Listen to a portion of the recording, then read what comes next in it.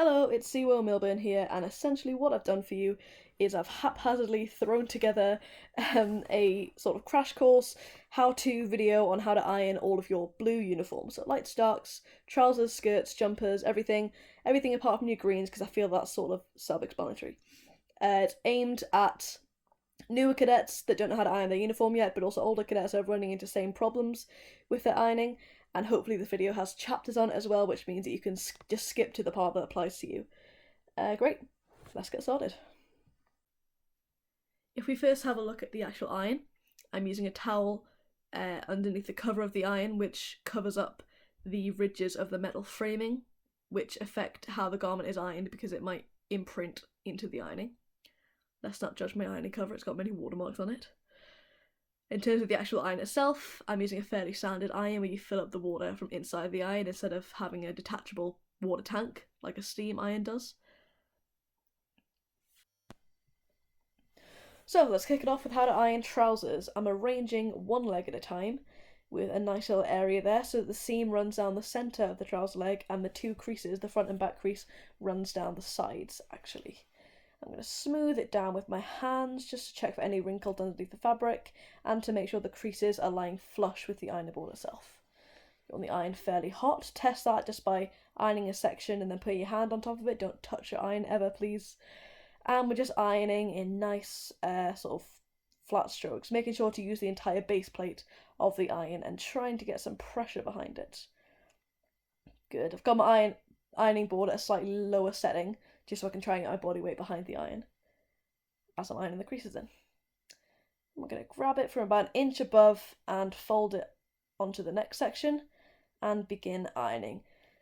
If you put it from an inch above, it just basically means that you're making sure that none of it is getting overlooked because there's a bit of overlap there. And again, I'm putting a bit of weight behind it and I'm trying to use that entire plate because we're ironing nice big sections here.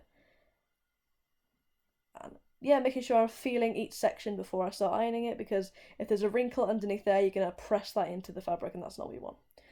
As we get up to these higher sections, these creases aren't going to be lying flat. It might be lying on yours, but aren't lying on mine. It's perfectly fine. So just adjust each section as you get to it. So I'm ironing that crease, and then I'm changing it and ironing that crease. As you get higher, you don't want to iron the bit in the centre anymore because that's going to be really wrinkled. It's right where the sort of crotch is, right where the hips are. So don't iron that bit in the centre. We'll catch that at a later date. And I'm getting right up to these top bits. You want to make sure the ironing the creases right the way up to the waistband there. So this is the back crease that I'm doing now. I'm holding it this time. Please be careful if you're going to do that.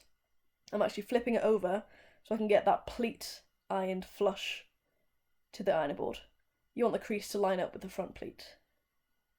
And perfect, well that's how you iron a trouser leg. Now to get that hip bit, we're going to feed our leg onto the ironing board. Again, trying to have the seam running down the middle of the iron, and we're just going to feed it onto that hip bit that we didn't manage to iron last time. I'm going to undo the pocket, and I'm just ironing it as you would. Lovely, yeah, take the pocket out, take anything else out of the pockets, and start ironing.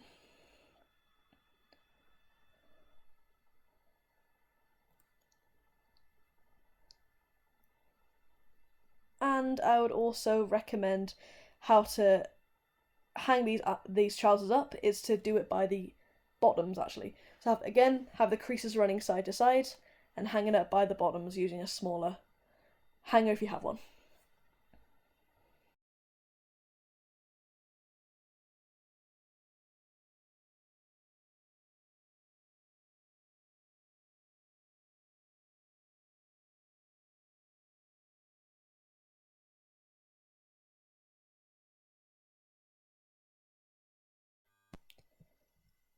Right, let's move on to ironing a shirt then. How do we iron a shirt? Well, first things first is to take off all of your accessories. So rank tabs, brassard, tie, lanyard, anything you might have in it, take it off. There's no point in having it on there.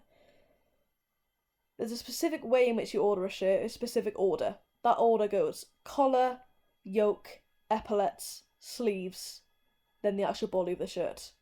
So you'll see me now, and I'm going to first iron the collar, so lie it flat, and just go over it once with the iron, no pressure.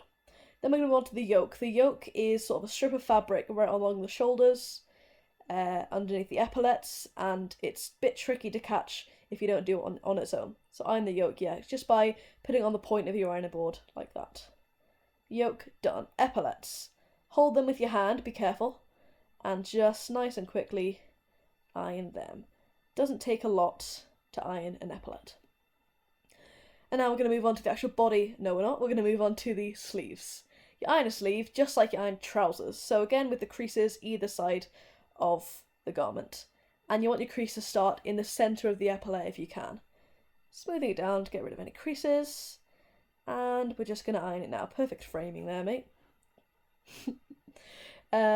Great, perfect. With a light blue shirt, you want to go nice and smoothly with your iron because they're quite tricky to iron and they keep creases really, really well. So if you crump it on the floor, you have to iron it to get rid of the creases kind of thing.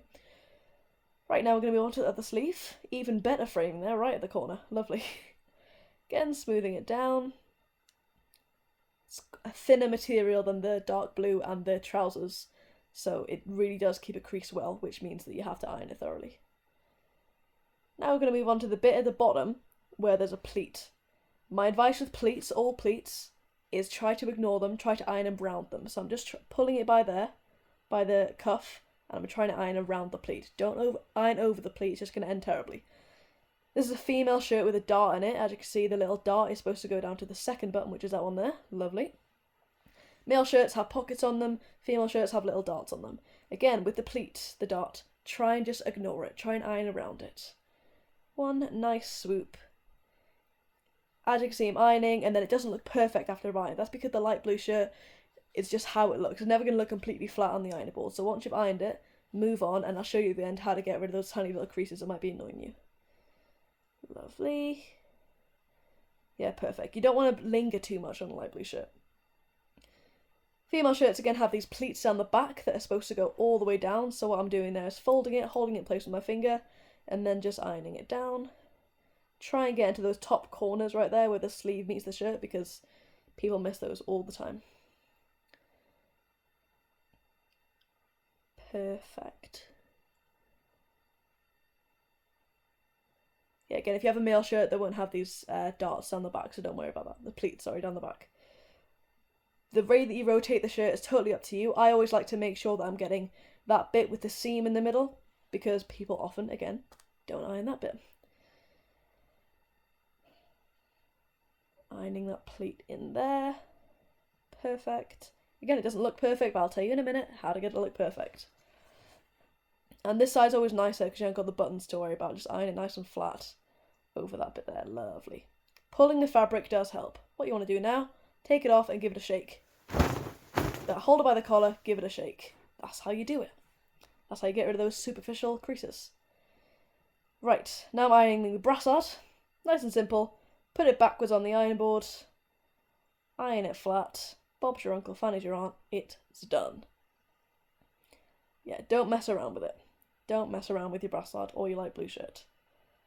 Perfect, and that's me trying to sand it up, because I think that's funny.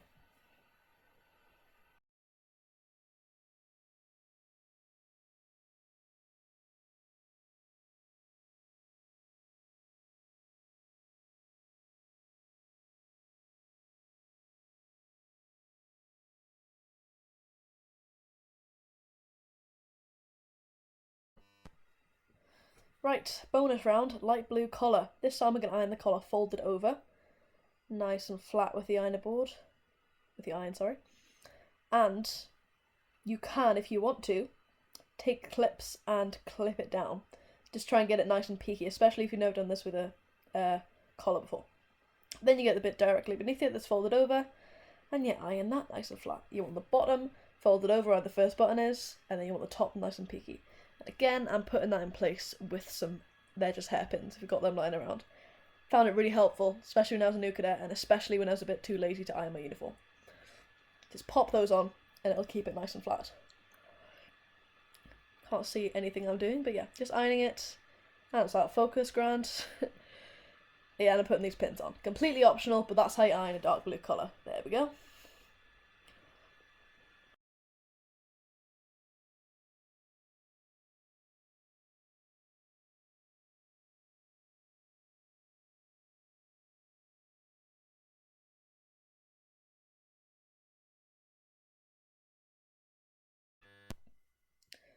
Right, how do you iron a skirt? Skirts are dead easy to iron. All you want to make sure you do is you separate the lining from the actual outer layer of the skirt as well. So separate it and you just start ironing it flat. All you want to do with the skirt is iron it flat. They don't want any pleats, any creases, nothing like that. Just iron it nice and flat. At the top, there are a bit of sewed in darts, so it's a bit tricky, so you might want to pull on the fabric if you want to. But yeah, dead easy to iron a skirt. The only problem people can encounter when ironing skirts is that it's just a big circle, so they'll end up ironing it for ages, and they've just ironed it over and over again. So, hot tip, start on one side of the zipper and finish on the other side of the zipper, otherwise you're just going to be ironing it round and round in a circle again. And that's it. So easy to iron a skirt, and unlike trousers, you want to hang it up by the top, just like how you'd expect to iron it. Hang it up, sorry.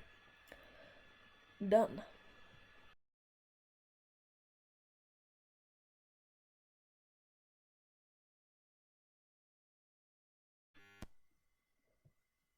And lastly, but not leastly, we're going to learn how to iron a jumper. Jumpers are dead easy to iron because you don't want to iron the wool, you only want to iron the patches, the sort of grey, less fluffy material. Again, you want to take off all of the stuff that you've got on it, and we're just going to iron the patches. I'm going to start with the epaulets, I think.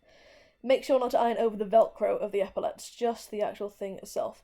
Otherwise you can melt your velcro, and you're going to have to get a whole new jumper, or you're going to sew in your own velcro. Bit tricky sometimes to iron the patches. It's quite bulky as a material because there's so much wool on it. But yeah, just iron all the patches. Just please don't iron over the velcro because there's not enough jumpers to replace all of your broken velcro. And yeah, what I didn't show in the video clip is on the other arm, there's a little pen pocket with a little flap over it. You want to iron that flap very thoroughly because it tends to curl up. And there we go, jumper done.